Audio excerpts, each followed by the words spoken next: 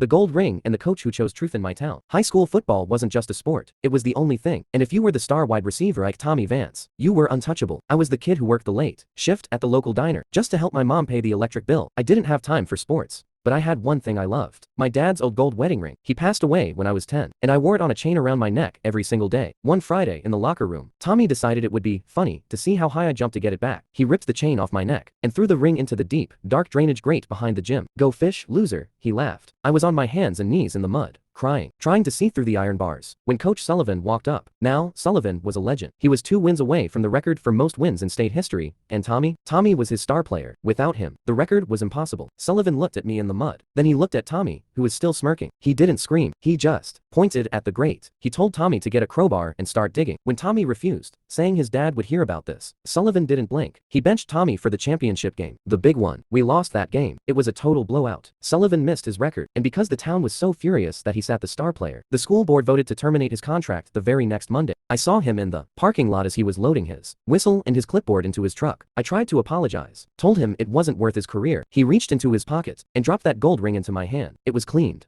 polished, and glowing. He looked me dead in the eye and said, "Son, a record is just a number on a wall, but looking at yourself in the mirror every morning, that is a choice." He drove away without a job, but he left me with something much bigger than a ring. He showed me that being a man means doing the right thing, even when the whole world is cheering for the wrong one.